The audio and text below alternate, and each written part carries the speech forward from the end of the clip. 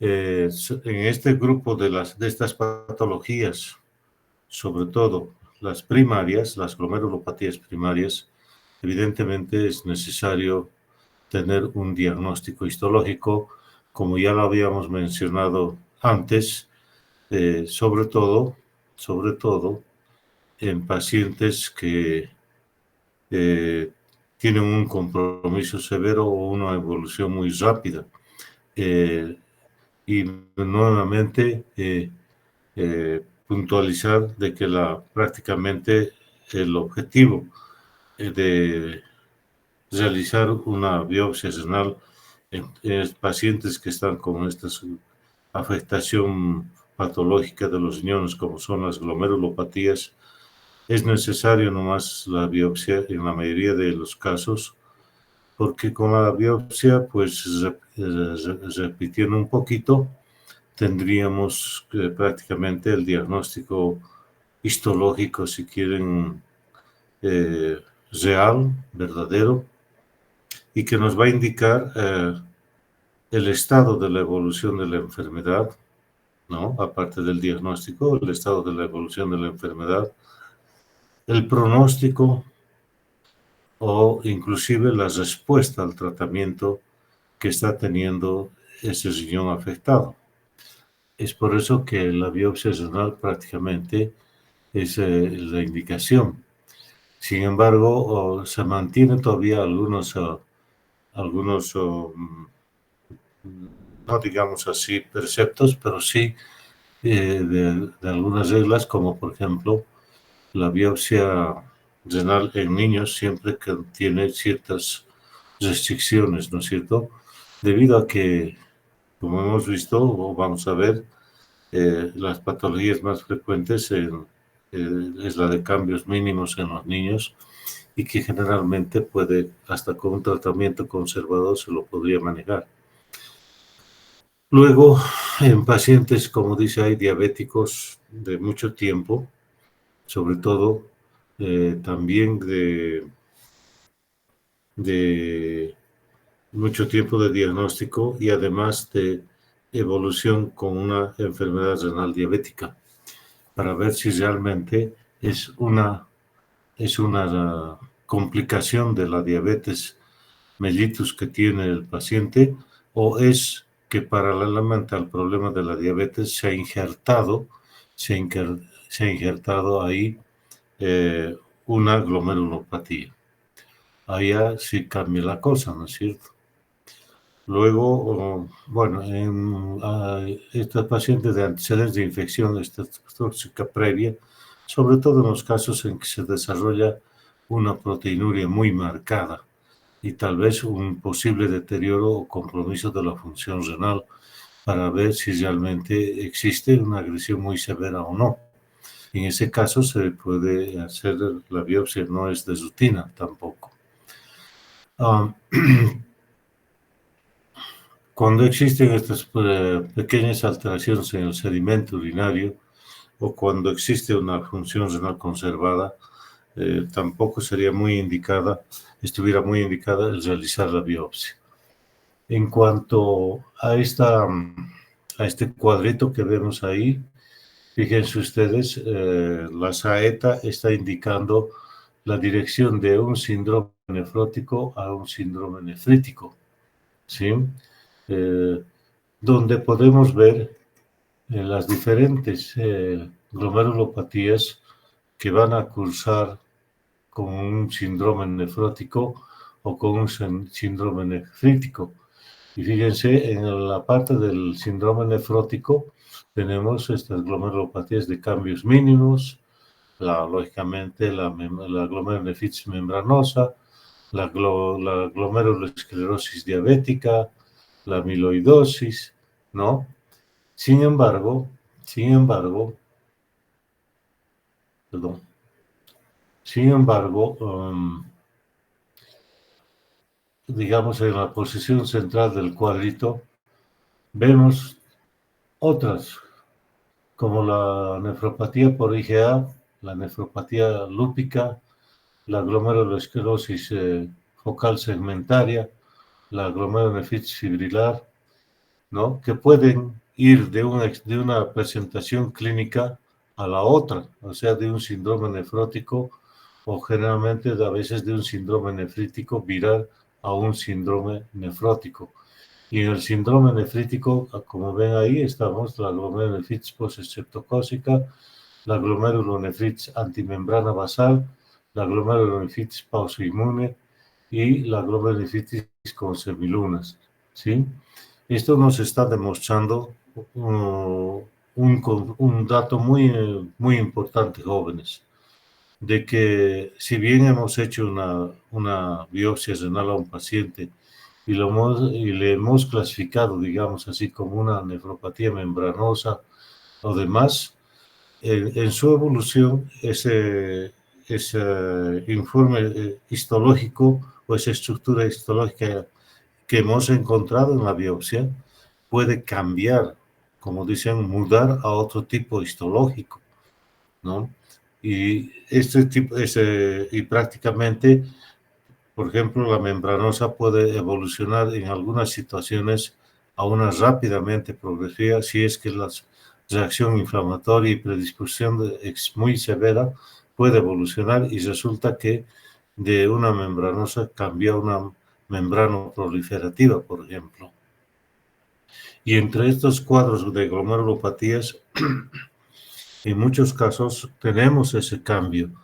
De ahí es que en la práctica clínica, por ejemplo, si después de un tratamiento, de un esquema de tratamiento instaurado para un tipo de glomerulopatía y después del tiempo debido del tiempo de que se ha hecho el tratamiento, 6, 2, 8 semanas, de acuerdo a lo que indican las guías, y no existiese una respuesta favorable, es también una indicación para que se pueda realizar una nueva biopsia. Y generalmente en esa nueva biopsia vemos que el tipo histológico de la lesión a nivel del glomérulo o de la parénquima renal ha cambiado a otro tipo histológico. Y eso estuviera indicando el por qué no ha sido la respuesta favorable al tratamiento. La siguiente, por favor, Carlos. Bien, en cuanto al tratamiento, aquí vemos un esquema general, por ejemplo, inicial, ¿no? Para todos los tipos de glomerulopatías, podríamos decir así. Primero, hay que ir a hacer un tratamiento específico de la enfermedad, ¿no es cierto? Una vez tengamos el diagnóstico histológico del tipo de lesión que tiene el paciente y como complemento ese tratamiento de apoyo que se llama de soporte, tanto para el manejo de la proteinuria, de la hipertensión arterial, de la dislipidemia y, lógicamente, la remisión o control del edema. Y ahí están los fármacos, ¿sí? Que están indicados como los IECAS, los ARA2, sobre todo como nefroprotectores y antiproteinúricos, ¿no? Resultados evidenciados hasta la fecha de esta acción que tienen estos grupos de antihipertensivos, digamos así. Luego, buscar el otro objetivo, el control de la presión arterial, en lo posible llevando a esos niveles tensionales que indica y el gráfico. ¿Sí? Aparte de eso, bueno, la restricción en el consumo de sal por parte del paciente de 3 gramos a 5 gramos por día y si se puede disminuir un poco más, mejor, porque ya hemos dicho ayer, explicábamos de que el edema no solamente va a ser por hipoalbuminemia, ¿no? Sino porque hay una sobreactividad de la aldosterona, mayor reabsorción de sodio y, lógicamente, de agua, ¿sí? Y ahí, en casos necesarios, el uso de los diuréticos, en este caso de ASA, ¿sí? La dislipidemia, lógicamente, con las estatinas, ¿no? Que tenemos bastantes fórmulas de estos hiperlipemiantes en la actualidad en el medio. La siguiente. De este tratamiento, digamos así, general conservador, si quieren, ¿sí? o no farmacológico hasta cierto punto, pues tenemos el tratamiento ya con inmunosupresores, ¿sí?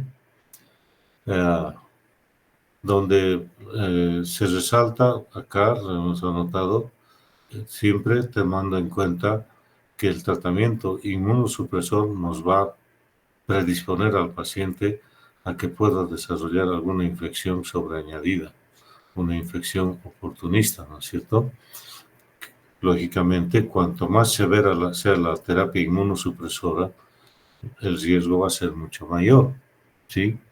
Y no es una situación muy rara de que acontezca en ese periodo de tratamiento de una primera fase, por ejemplo, donde las dosis siempre van a ser a veces a dosis máximas de la terapia inmunosupresora, donde podemos tener que el paciente se nos complique con una sobreinfección, ¿sí? Cualquiera de los órganos o sistemas del cuerpo. Ante esa situación, todavía se está recomendando un tratamiento profiláctico de prevención, digamos así, de estas complicaciones infecciosas, acá las más frecuentes, ¿no es cierto? Como el uso de las sulfas para prevenir la infección por el neumocistis carini, que no es girovesi, mejor dicho, que es muy frecuente en estos pacientes inmunosuprimidos. Los virus del herpes zóster en sus dos procesiones o tres tipos de zóster que hay, el uso de la ciclovir. Prácticamente dentro de estos virosis tenemos que añadir que no está contemplado acá, aparte del herpes zóster, otro, el citomegalovirus. El citomegalovirus cuya frecuencia lamentablemente es cada vez con mayor frecuencia y que también requiere una terapia antiviral bastante severa. Y ahí tenemos el valacyclovir como terapias antirretrovirales en este tipo de pacientes. Lógicamente, los costos son muy significativos con estas terapias. De hecho, lo que podemos adicionar a esto es el hecho de que en un paciente que está en programa de trasplante y que tenga una serología positiva para citomegalovirus, lamentablemente lo va a sacar del programa de trasplante por un buen tiempo si es que se consigue controlar la viremia. Y a veces, lamentablemente, el problema no se puede eliminar y prácticamente el paciente va a quedar fuera del programa de trasplante. ¿Ya? Esta vacunación contra los neumococos, ¿no? Y los diferentes grupos de virus de la influenza, generalmente casi es de rutina que se les hace a todos estos pacientes con problemas de inmunodepresión o terapias inmunosupresoras, supresores de protocolo, ¿no es cierto? Entonces, para justamente evitar esos posibles riesgos. De hecho, por ejemplo, en la población que está en terapia de reemplazo renal o inclusive los trasplantados, tienen que someterse a estos esquemas de inmunización en forma programada. Generalmente son programas anuales que reciben estos pacientes con estas vacunas. La nistatina, bueno, en situaciones especiales donde realmente el riesgo de una micosis orofaringea, sí, o de tubo digestivo es alta, se puede usar la nistatina, ¿no? En solución generalmente es la que más se usa para aplicaciones locales inclusive. Como verán ustedes, jóvenes, de entrada nomás ya nos están advirtiendo de que tenemos que tener cuidado con la terapia inmunosupresora por estos riesgos a los cuales vamos a exponer a ese paciente en el tratamiento de su enfermedad de base, en este caso, de esta glomerulopatía. Siguiente.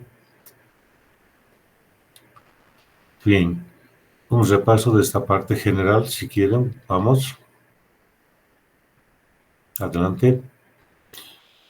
Estamos haciendo así como una especie de repaso para que ustedes traten de fijar esto así sin complicar mucho la situación y complicar mucho los conceptos, ¿no? Aquí hay un esquemita simple donde podemos ver las diferencias entre un síndrome nefrótico y el síndrome nefrítico. Ya lo hemos mencionado. Síndrome nefrótico caracteriza proteinuria masiva por encima de 3,5 gramos en 24 horas. En cambio, en el nefrítico, si bien puede haber proteinuria, pero en magnitudes mucho más pequeñas, menores a esa cantidad de gramos, sí, pero lo característico, la hematuria. En este otro, a consecuencia de esa proteinuria, la hipoalbuminemia. Y a este otro lado, en el sedimento urinario, la presencia de esos cilindros hemáticos, ¿no? Y el edema, ¿sí? Resaltados, proteinuria y edema en el síndrome nefrótico, sobre todo. Y a este otro lado, con una proteinuria bastante moderada, de menor a 2,5 gramos inclusive, en estos pacientes con síndrome nefrítico. En los portadores del síndrome nefrótico, la dislipidemia, al otro lado el edema, la lipiduria y a este lado la hipertensión, ¿sí? Y tendencia a la hipercoagulabilidad, como hemos dicho, en los pacientes portadores de síndrome nefrótico, y en este otro caso una caída brusca de la función renal, que lógicamente estamos hablando de una injuria renal aguda. La siguiente. Bien, entramos ahora ya a un poquito en forma más específica a este primer grupo de glomerulopatías, como son las glomerulopatías primarias. Adelante. Y ahí están las definiciones, en algunos casos, si quieren tomarlo como un concepto, ¿no es cierto? Sí, enfermedades que van a afectar la función del glomérulo, ¿sí? Pero una situación que es también real, esa heterogeneidad que tiene estas patologías glomerulares en relación a las causas etiológicas, en relación a la clínica, en relación a la evolución de estos cuadros, ¿sí? Van a tener esa variabilidad, digamos así, en su forma de presentación.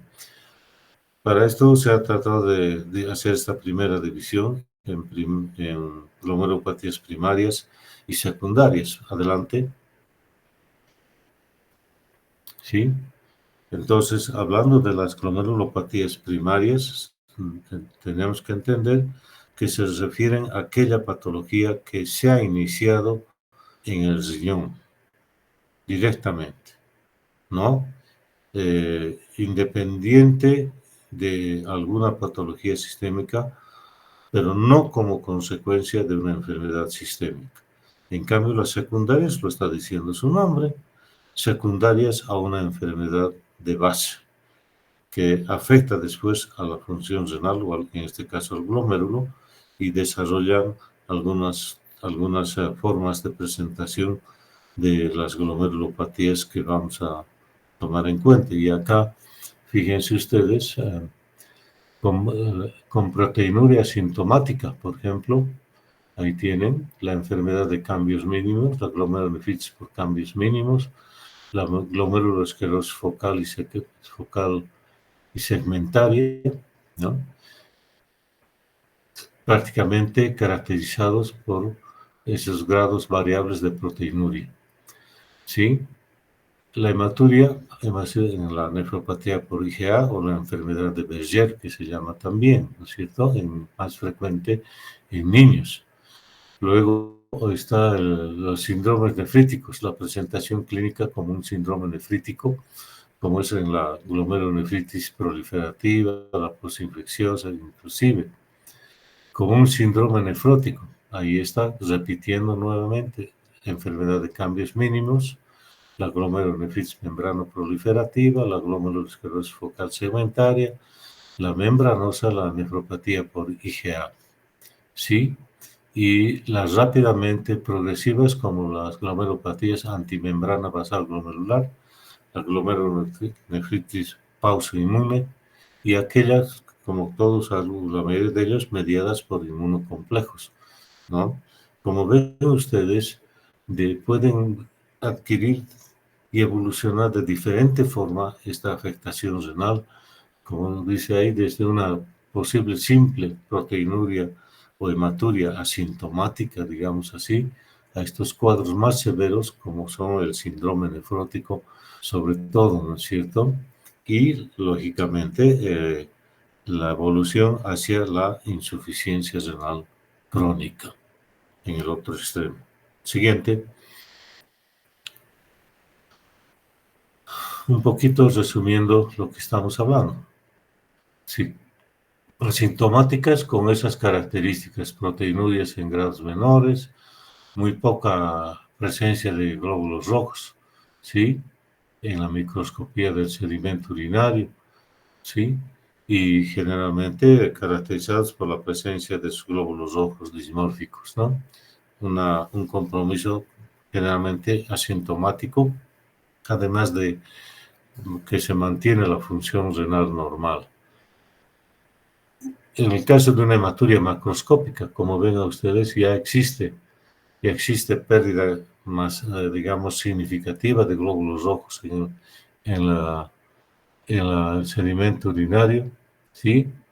Y que coincide, como dice ahí, a veces con una infección intercurrente. Tanto la hematuria como la proteinuria pueden tener ya un grado significativo. Esto en el síndrome, prácticamente hablamos ahí del síndrome parcialmente como el síndrome nefrítico. Y aquí al otro lado tenemos ya las características del síndrome nefrótico, con esa proteinuria importante que se ve, ¿sí? Vamos, un ratito, sí. Con esa proteinuria importante que se ve, la hipoalbuminemia, el edema, la hipercolesterolemia y la dislipidemia, ¿no es cierto? Características del síndrome nefrótico. En cambio, el síndrome nefrítico, reforzando otra vez, caída de la función renal con compromiso del volumen de diuresis, oliguria o anuria, inclusive. Generalmente no llega a casos anúricos, pero sí puede haber oliguria.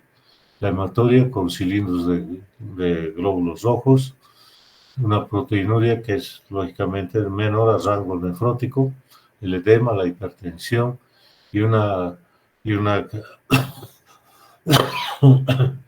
y que esto pueda acontecer en forma brusca, digamos así, o intempestiva. Al otro lado tenemos las presentaciones que no son nada simples, al contrario, como dice ahí, rápidamente progresivos, ¿sí? Que van a llevar a la falla renal. Puede haber, hay siempre proteinuria y hematuria en todos ellos, ¿sí? Con una presión arterial que todavía puede mantenerse, pero generalmente ya hay ciertos grados de afectación renal y donde pues puedan haber algunos datos que favorecen el compromiso de la microcirculación, o sea, de una vasculitis. Y la glomerulonefritis crónicas. Fíjense ustedes, la hipertensión prácticamente casi es la regla, la falla de la función renal, la proteinuria y finalmente la disminución del tamaño de los riñones. La siguiente. Este es otro, no sé si se lo llega a ver bien, jóvenes, fíjense, o no se ve bien, sobre todo la lectura, ¿sí? Se Se ve alcanza bien, a leer, doctor. doctor. Ya. Entonces, lo que queremos mostrar acá es, fíjense, cómo, por ejemplo, el lupus eritematoso puede ir de un extremo al otro. O sea, puede tener ese amplio espectro de compromiso renal, desde un síndrome nefrótico, pasando por unas formas mínimas, inclusive hasta un síndrome nefrítico, inclusive, ¿sí? Lo mismo vemos con esas saetas para la nefropatía por IgA, la enfermedad de Berger que hemos dicho en los niños. Y los otros que van justamente otra vez reforzándonos esos criterios de con síndrome nefrótico tuviera la agresión a los podocitos, existe cambios en la estructura renal con pérdida inclusive de la estructura normal o depósitos en la matriz, sobre todo mesangial, de otras sustancias o radicales o cininas ajenas a veces o que se generan por la reacción inflamatoria o reactiva que se produce. Y al otro lado tenemos el síndrome nefrítico, ¿no es cierto? Fíjense, caracterizado por la inflamación, las reacciones proliferativas, el engrosamiento o agresión de la membrana basal, la formación de componentes crecientes o hipertrofia, digamos así, o depósitos de algunas sustancias a nivel de la membrana basal del glomérulo, significando con esas dos láminas de microscopía óptica, ¿no? Como ven, la desestructuración en la imagen de un paciente con una glomerulonefritis que cursa con un síndrome nefrótico. Fíjense ustedes, prácticamente una pérdida casi total de la estructura del glomérulo, ¿no? Prácticamente una desorganización, ya no se distingue ahí si existen todavía capilares, hay una proliferación mesangial que se ve ahí, y como una especie de atrofia, digamos así, del glomérulo, si se fijan, el aumento del espacio de Bowman sobre todo, y la poca celularidad que existe en este tipo de pacientes ya portadores de un síndrome nefrótico. Y todo lo contrario, fíjense al otro lado, un glomérulo totalmente edematizado, no se observa ahí casi el espacio de Bowman, el glomérulo está agrandado, con una hipertrofia, si quieren así, o crecimiento o engrosamiento de la membrana basal, de los mismos capilares que se ven ahí y de los túbulos también. Pero lo más característico es el infiltrado celular importante, inflamatorio, todos esos puntitos negros, ¿sí?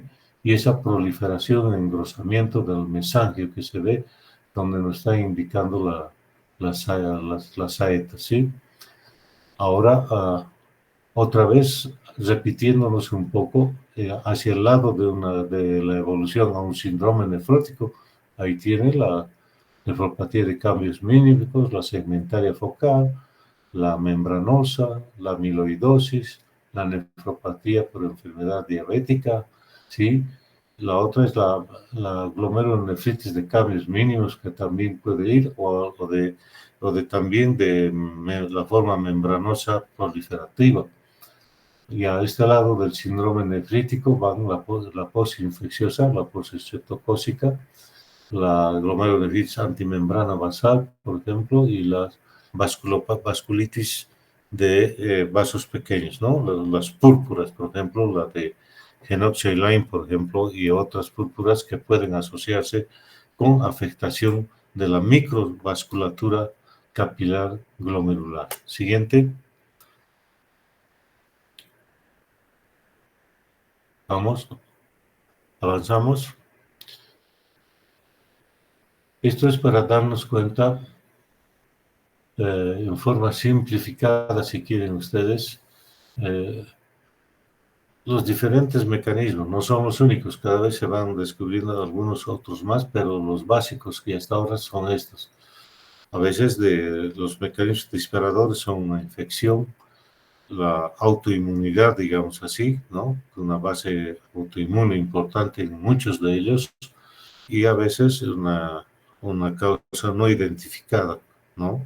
las formas idiopáticas de glomerulonefritis que pueden presentarse y donde van a cursar con una agresión por reacción inflamatoria e inmunológica, ¿no?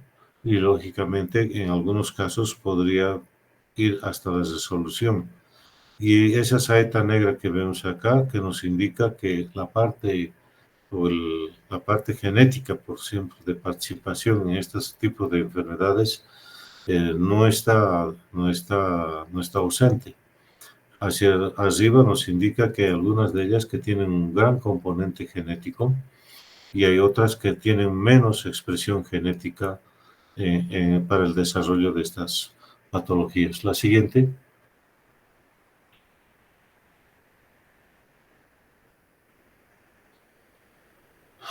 Esta imagen, este diagrama, mejor dicho, no es una imagen, es un diagrama, así simplificado, digamos así, de lo que es la membrana basal glomerular, jóvenes.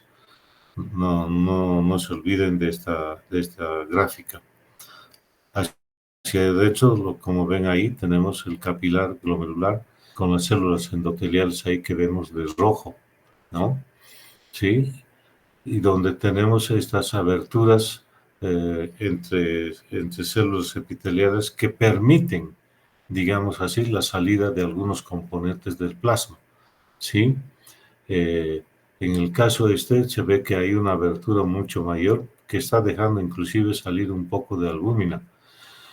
Y cruzando esas líneas cruzadas que se ve al medio, que es la verdadera membrana basal, donde están estos como se llama, proteoglicanos, fosfolípidos, colágenos, etcétera, los componentes de la verdadera membrana basal, que también logran pasar. ¿Por qué? Porque como tiene bastantes fosfolípidos, es bastante liposoluble, y esto es por eso que deja pasar algunas sustancias que van a llegar inclusive y van a ser englobadas por endocitosis por los podocitos o células epiteliales que están hacia afuera de la membrana basal, como ven ahí, y todo lo que ven ese espacio de amarillo sería el espacio urinario, o sea, de la cápsula de Bowman. Entonces, fíjense que muchos de estos componentes también son aprovechados en parte en forma normal, digamos así, por las células o por los podocitos, que van a tener algunas prolongaciones que se llaman los pedicelos o pies de los podocitos, que son los lugares donde son algunas de estas patologías afectan rápidamente. Lógicamente también ahí vemos esa abertura, ¿no? Esa línea roja y azul que se ve ahí, por donde se dejan pasar algunas sustancias. No nos olvidemos, jóvenes, que a esta altura prácticamente la carga eléctrica de esta membrana epitelial o podocítica que se tiene ahí tiene una carga negativa, básicamente. Y como las proteínas también tienen carga negativa, entonces cargas del mismo polo se repelen.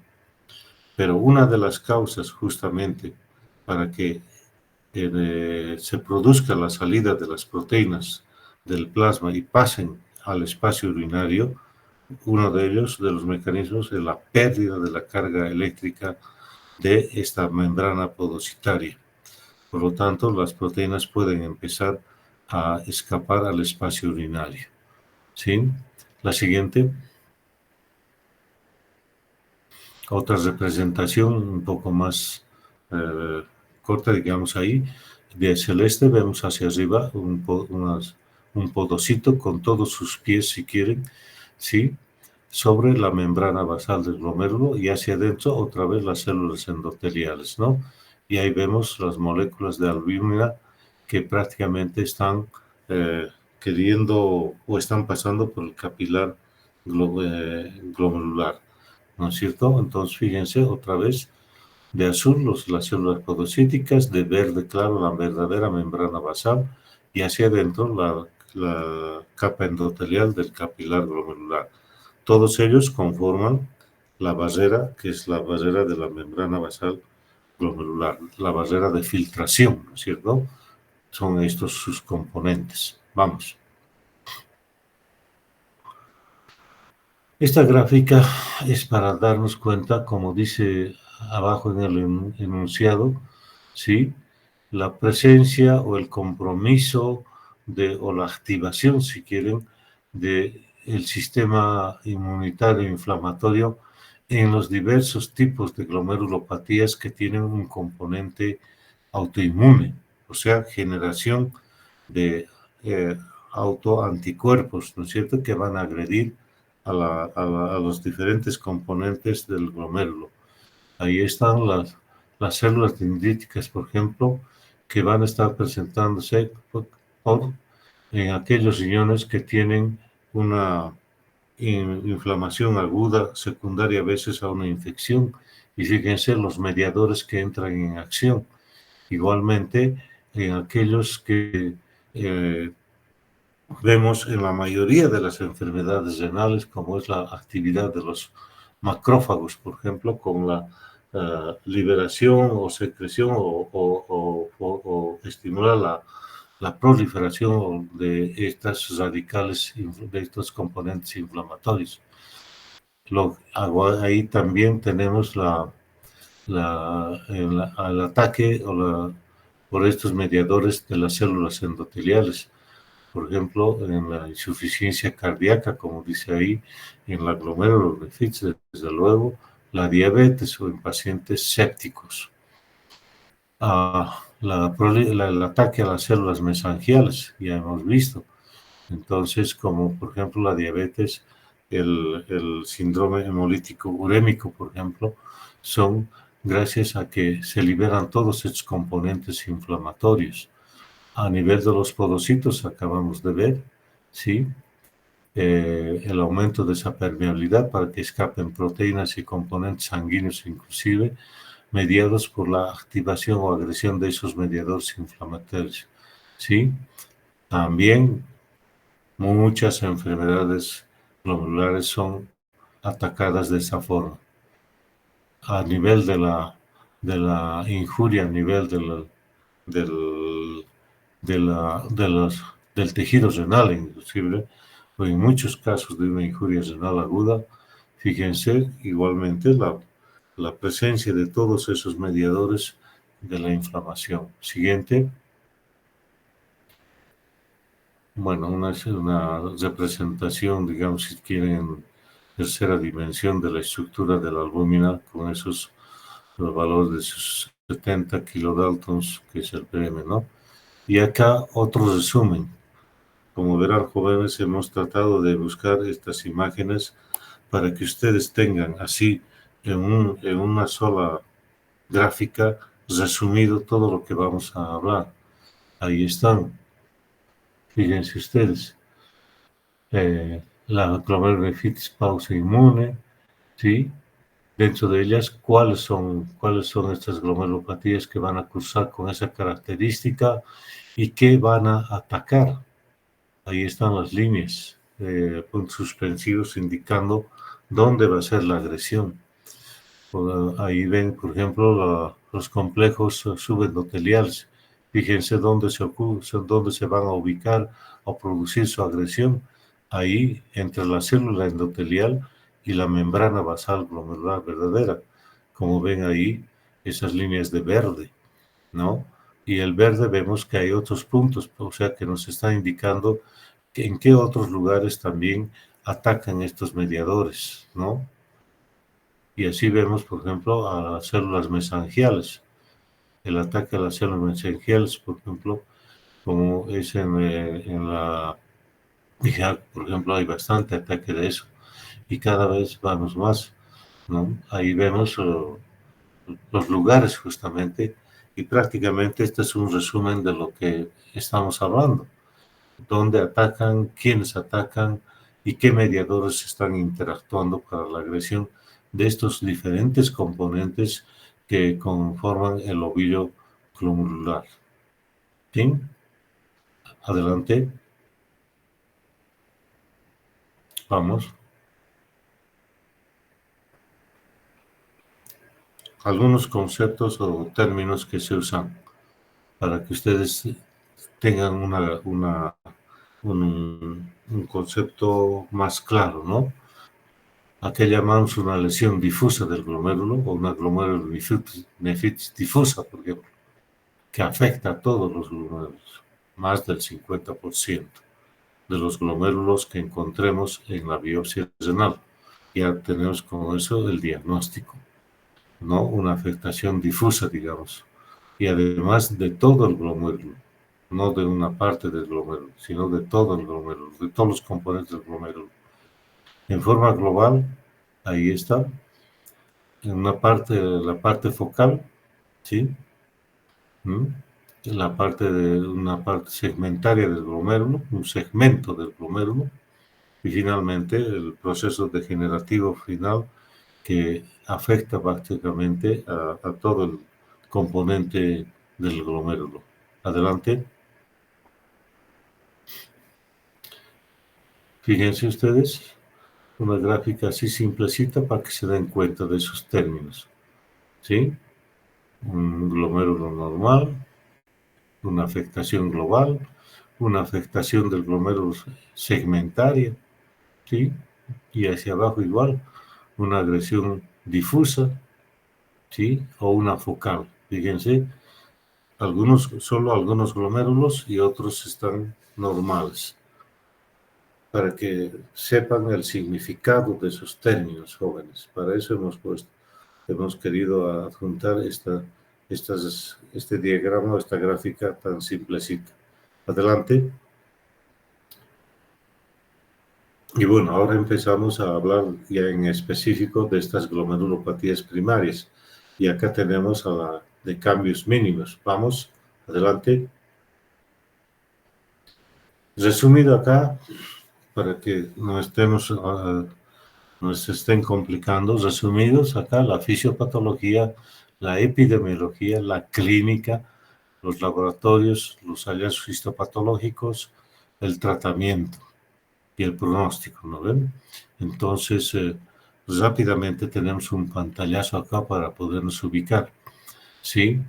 Y donde vemos de que esto en cuanto a la parte clínica, si se fijan ustedes, en muchos de los casos va con una especie eh, de, de síndrome nefrítico, ¿no? Edema, cefaleas, dificultad respiratoria, eh, antecedentes alérgicos o compromiso genético inclusive e hipertensión, ¿sí? Las características, proteinuria, ¿no? Que inclusive llega hasta el rango nefrótico en algunos casos, en esta glomerulonefritis de cambios mínimos, ¿sí? Los hallazgos histopatológicos, como ven, a la inmunofluorescencia, ¿sí?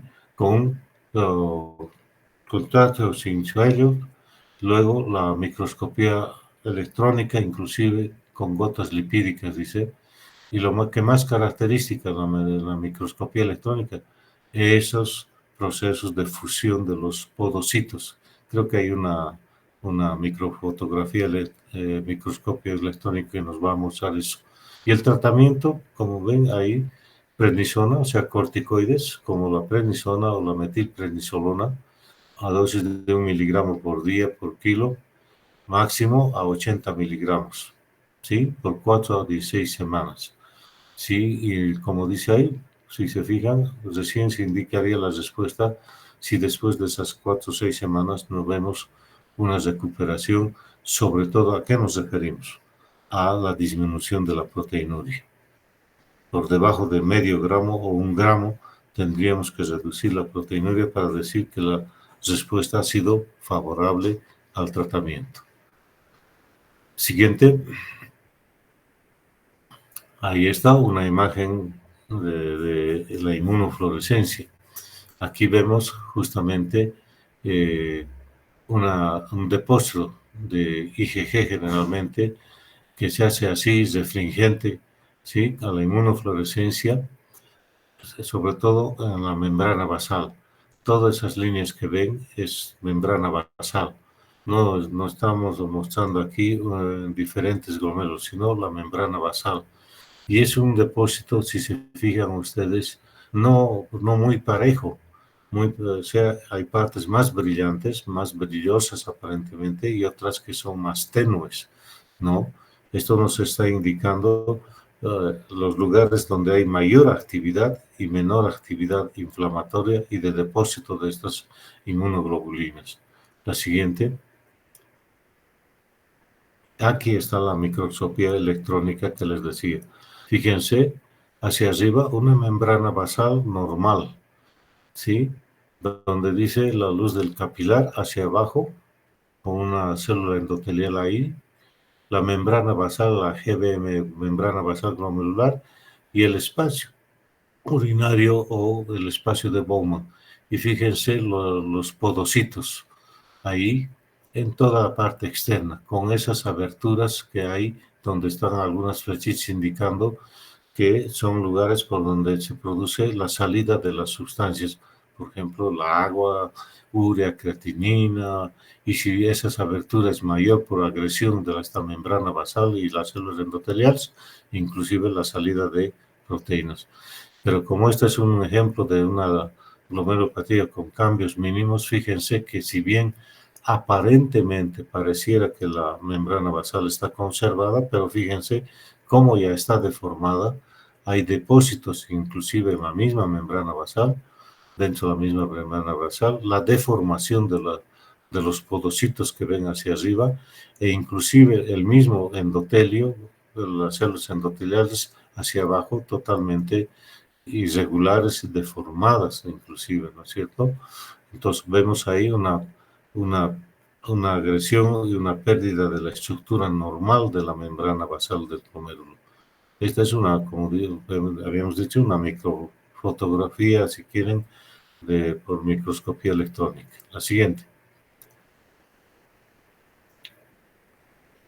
En cuanto al manejo o el tratamiento de esta glomerulopatía por cambios mínimos, primero está ahí, es cierto, si la función renal está normal, si la proteinuria y la hematuria no son muy efectivas y no existen componentes inflamatorios en las pruebas que se pueda hacer al paciente, pues el tratamiento solamente es conservador.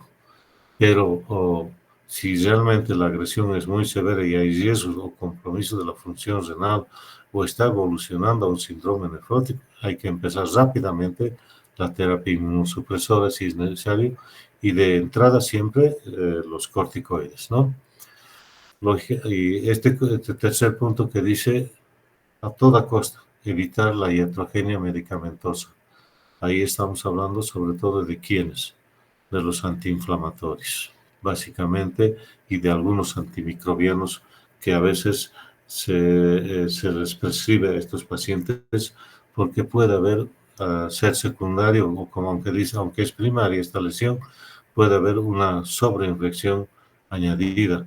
Y ahí hace un momento hablábamos de esa terapia profiláctica, si quieren, con algunos antimicrobianos, ¿no? La siguiente.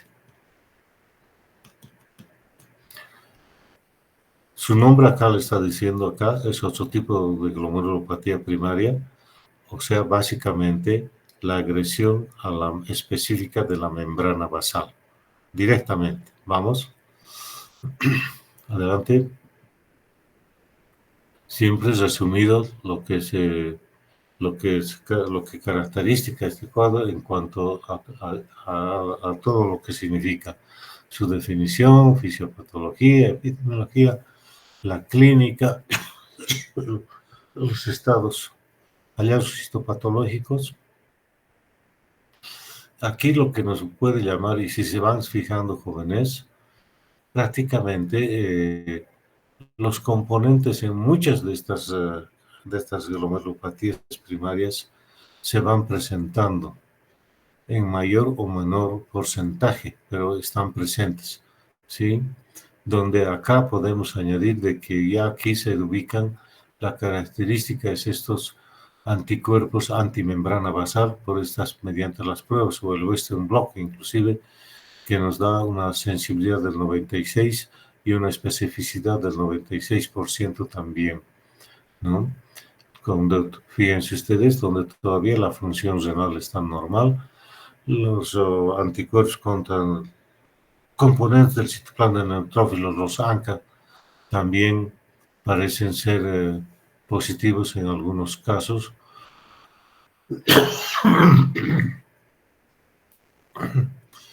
Y, perdón, y lógicamente los controles, ¿no?, de sensibilidad que dan algunas de estas pruebas. El protocolo, ahí cita el protocolo de Hammersmith, otra vez corticotocoides, pero aquí añade ya citotóxicos. Y en alguna situación, ante la poca respuesta, inclusive la plasmaféresis, ¿no? De una plasmaféresis que se recomienda de él, de un litro, digamos así, que pues, se puede hacer cada 3 días o cada semana, inclusive en algunos casos, ¿no? El pronóstico, fíjense ustedes, ya no es tan favorable. Fulminante y rápidamente progresiva la insuficiencia renal crónica. Siguiente. Ahí está la inmunofluorescencia. Todo eso que ven ahí es la membrana basal engrosada. Justamente ahí es el ataque. Y si se fijan un poquito haciendo no sé si un esfuerzo, vemos en algunas partes se ve como una membrana basal doble, unas líneas delgaditas, media verdes desde luego, pero delgadas, como si fuese una doble membrana basal. Ese es ¿cómo se dice? La membrana basal que se divide como si fuesen las rieles de un ferrocarril, ¿no? Doble, ¿sí? Ese es el grado de edema y afectación inflamatoria que sufre la membrana basal. Aquí nos están visualizando mucho los otros componentes. ¿Por qué? Porque no se depositan tanto a ese nivel, no tienen esa atracción, digamos así. Estas generalmente son inmunoglobulina G las que se ponen ahí, y ahí vemos una distribución muy regular de estos componentes de inmunoglobulínicos que son parte de esta agresión. Siguiente. Donde se ve, perdón, si puedes volver un cachito. Aquí hacia las 6 o 7 de la noche vemos hacia la periferia esa doble, como si fuese una doble membrana basal. ¿Sí? Vamos. Siguiente. Otra vez el tratamiento, metilprednisolona, de medio a 1 gramo por día. Esto se hace en pulsoterapia. Generalmente ese gramo o medio gramo de metilprednisolona se la diluye en 200, 300 cc de suero glucosado al 5%, o puede ser también suero fisiológico, y se va administrando al paciente en 2 a 3 horas. Y pasados los 3 días de hacer esa pulsoterapia, o sea, cada día hacemos cada 24 horas un pulso con esa cantidad de este corticoide. Al 4.º día ingresamos con la prednisona oral en esa dosis. Citostáticos, sí, dependiendo de la clasificación que pueda tener, un grado de, ¿cómo se llama?, de fidelidad de grado B, grado 1 de composición, de compromiso, ¿sí? Y esos 2 miligramos pueden corresponder a, inclusive puede ser ciclofosfamida, sobre todo, ¿no? 2 miligramos por kilo de peso por día por 3 meses. Podemos usar la ciclofosfamida para enterar los primeros 3 días en pulsos, generalmente de 500 miligramos, y luego podemos pasar a la vía oral en comprimidos que vienen de 50 miligramos. Este fármaco lamentablemente está en falta en muchos lugares, como en nuestro medio también, y algunos pacientes tienen que estar haciendo extraer de fuera, ¿sí? La plasmaféresis ante la poca respuesta del tratamiento con estos fármacos. Siguiente.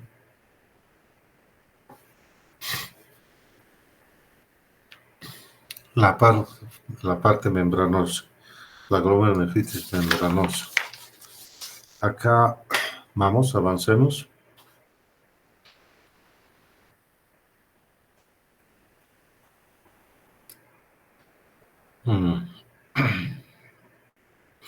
Bien, ¿qué podríamos decir de esta glomerulopatía?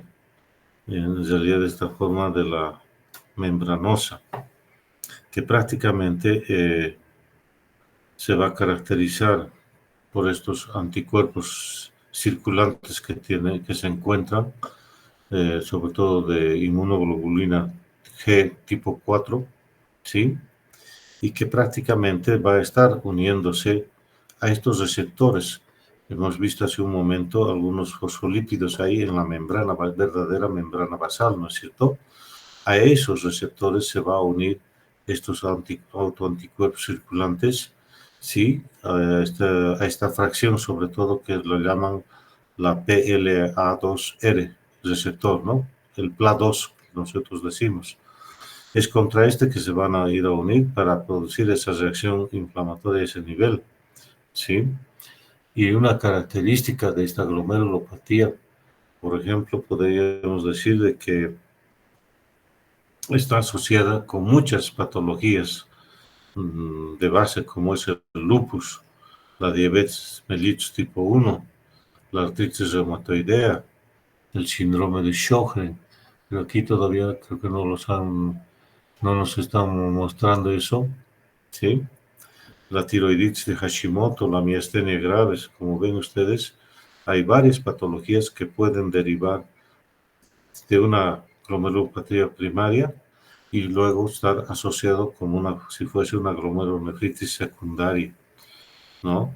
Algunas infecciones, como por ejemplo la hepatitis B, C, la sífilis, aquí hablan también de eh, la malaria, la esquistosomiasis, algunos cánceres como el de pulmón, el de mama, el cáncer de riñón, ¿sí?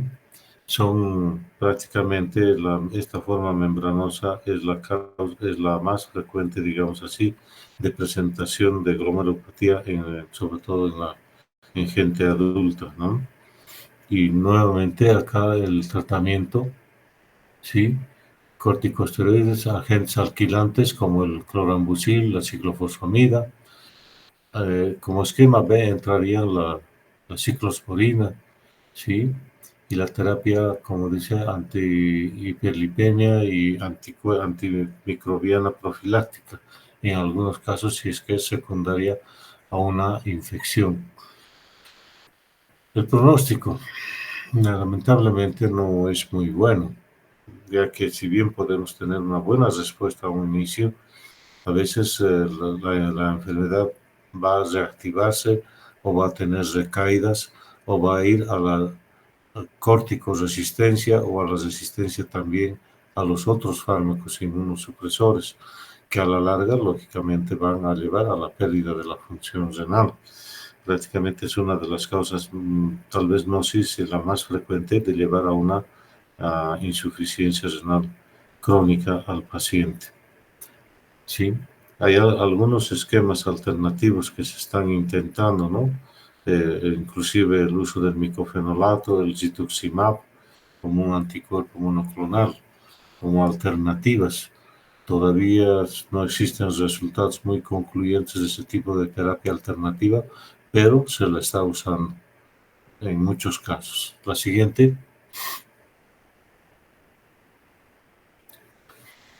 Ahí está gráficamente lo que les decíamos, el ataque a la membrana basal. Fíjense las diferentes características que tienen estos agentes o estos autoanticuerpos o estos complejos antígeno-anticuerpo que se forman, ¿no? En estas diferentes agresiones de la membrana basal. ¿Sí? Hacia abajo las células, como ven en rosadito, las células endoteliales del capilar glomerular, la membrana basal propiamente dicha, y hacia afuera la célula, la capa epitelial o podocitos. Ahí vemos un podocito con sus diferentes prolongaciones que tienen, ¿no? Los pedicelos que se llaman. Y fíjense, estos autoanticuerpos, si quieren ustedes, cómo se van ubicando en esos lugares para producir la lesión. Es muy entendible este diagrama, ¿no es cierto? Vamos. Acá una imagen de inmunofluorescencia, ¿no? Pero si se fijan ustedes, un poquito diferente a las anteriores láminas de inmunofluorescencia que hemos mostrado. Acá se ve un depósito más puntiforme, si quiere, ¿no? Y concentración de los complejos autoinmunes, ¿sí? Entonces, estas diferencias nos hacen entender el tipo de depósito que tiene, que diferencia entre la IgM y la IgA sobre todo, ¿no?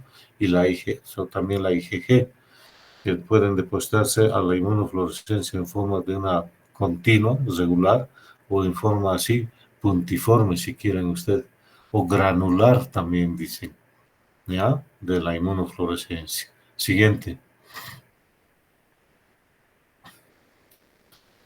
Aquí una placa simple, ¿sí?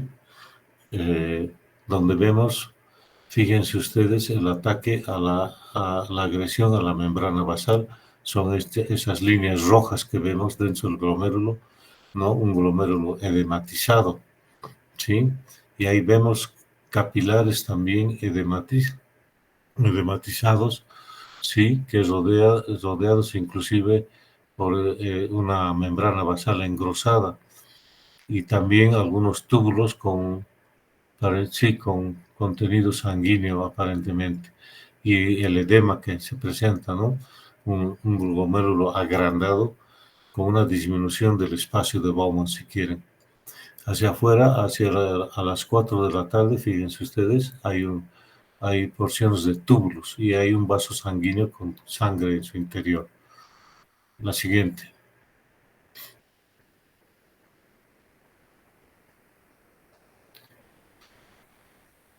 Como ven ustedes, el tratamiento prácticamente en todos los casos donde existe una proteinuria, sobre todo de rango nefrótico, tenemos que ser bastante, digamos así, agresivos en la terapia, y una terapia precoz, ¿sí? Y lógicamente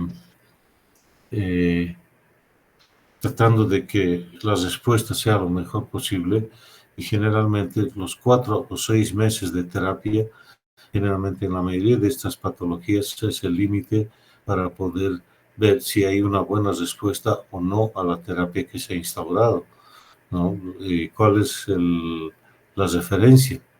La referencia es la disminución de la proteinuria, como les dije, a menos de medio gramo en 24 horas. ¿Se acuerdan que decíamos que el límite máximo son 150 miligramos en 24 horas?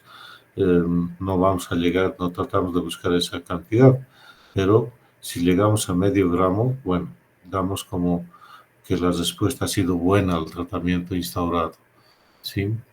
Lógicamente, las terapias van a estar en relación también al control de la función renal en base a la creatinemia que se vaya midiendo al paciente y calculando de la tasa de filtrado, ¿sí? De la tasa de filtrado o la creatina, lógicamente, nos va a indicar también que los resultados no están siendo muy favorables, que digamos. Siguiente. Aquí está el Berger. Ya estaba diciendo, ¿y dónde está la nefropatía por IgA? Vamos, adelante. Rápidamente esto, y creo que ya lo habíamos mencionado, esta es la forma más frecuente de afección a nivel en la población pediátrica sobre todo, y en adultos mayores con una frecuencia mucho menor, ¿no es cierto? Es entre este grupo etario de los 5 a 6 años de edad en la población pediátrica es una de las afecciones más frecuentes que se tienen, ¿sí?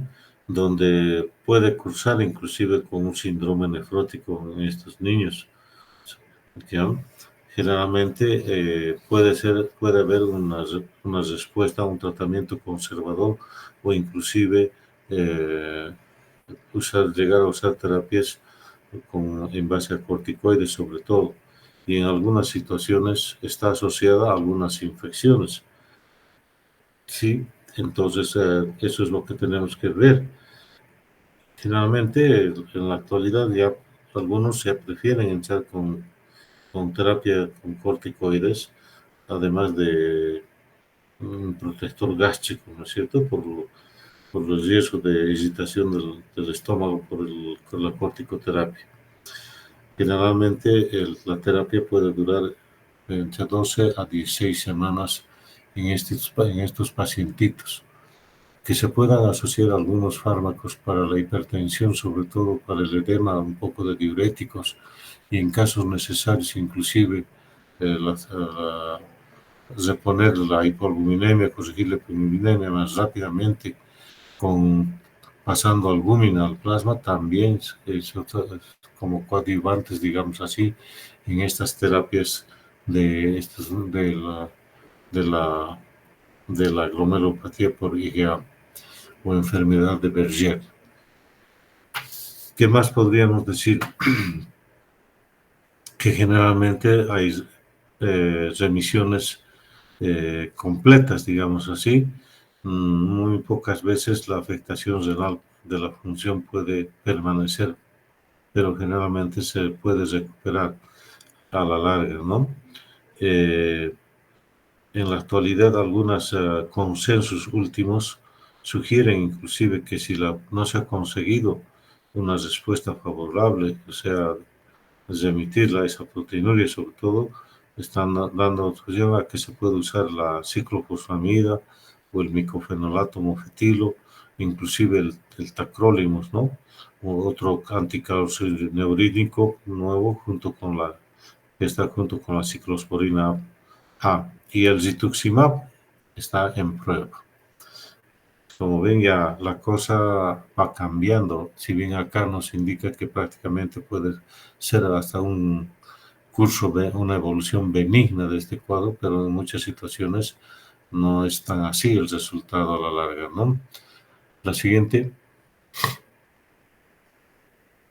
Aquí está esa inmunofluorescencia granular o puntiforme que habíamos mencionado. Vamos. Igualmente acá una lesión histológica, microscopía óptica, ¿no? Con esa agresión que existe a nivel de los, en este caso, mesangiales sobre todo, ¿no? Vamos. Bueno, ¿la paramos aquí, jóvenes, o podemos continuar? Creo que esta es la última, a ver, dentro de las primarias, o todavía hay alguna. Fuera de la esclerosis focal y segmentaria, ¿hay alguna más de las primarias? A ver, pasar a la membrana proliferativa. Después, el resumen. Bien, entonces, ¿podemos parar acá, jóvenes? ¿Están de acuerdo? ¿Quién me está ayudando? Carlos Gabriel. No te escuché muy bien. Sí, doctor, aquí podríamos Sí, parar. espero que haya sido lo más entendible. Hemos tratado de simplificar lo más posible, no entrar en mucho detalle para no confundirlos a ustedes. Entonces mañana estuviéramos continuando. Ahora mañana, ¿cómo es la cosa? ¿Será que se arregla esto o vamos a continuar en forma virtual? ¿Cómo es? Tendríamos que ver las noticias, doctor, no sé qué dirán. Ya. De cualquier forma, si hasta el mediodía no hay ninguna confirmación ni nada y está muy irregular la cosa, sugerencia y puesta a consideración de ustedes, podemos mantener esta virtualidad. ¿Está bien? Sí, doctor. Sí, está bien, doctor. Estaría bien, doctor. Sí. ¿Sí? ¿Están de acuerdo? Sí, doctor. Sí, doctor. Ya. Ahora, bueno, si hay alguna posibilidad de adelantar para poder avanzar un poquito más, si quieren una media hora antes, si quieren, podemos empezar para poderles dar un poquito más de campo a ustedes para después, o mantenemos el mismo horario. Entonces, decidido, mantenemos la virtualidad mañana más y con nuestro grupo, Carlos, nos estamos viendo a las 8 de la mañana, ¿no es cierto? Sí, doctor. Exactamente. Ahí podemos afinar algunas cosas si ustedes quieren hacer algunas preguntas. De todas formas, por eso mismo mañana les decía si para que demos un poco de espacio y que haya un cierto diálogo con ustedes también, ¿no? No tampoco es hablar y hablar y tal vez ustedes tienen muchas preguntas que hacer o aclaraciones que pedir y las tenemos que hacer. ¿Está bien? Está bien, doctor. Sí, estoy bien, doctor. Listo, muchachos. A ver si para mañana para mañana o ahora o más tarde, como quieras, Carlos, me pasas una fotito, como llaman ustedes, de toda la gente que ha asistido para tener un listado de los asistentes, por favor. Mañana vamos a hablar de los datos con ustedes en la reunión del grupo. ¿Está bien? Sí, doctor, está bien, no se preocupe. A todos los otros estudiantes, gracias por haber asistido. Esperemos que estemos llenando sus expectativas. Espero, no siempre va a ser al 100%, pero en lo más que se pueda. ¿Sí? Este trabajo es lógicamente tratando de resumir para hacerlo más entendible estas patologías que fácilmente llevan a confusión. ¿Está bien? Sí, doctor, muchas gracias. Está bien, doctor. Gracias. Listo, jóvenes. Mañana nos vemos entonces. Listo. Gracias, doctor. Hasta mañana. Hasta luego, doctor. Muchas gracias. A las Bien, 8. doctor. ¿Por qué, chicos? A ustedes. Y nos Hasta vemos mañana, mañana. Hasta mañana. Nos vemos mañana a las 8 con los. Sí, hasta Listo, luego, doctor. muchachos. Listo. Hasta luego. Gracias, Carlos. Gracias. Hasta luego, doctor. Hasta mañana, Carlos.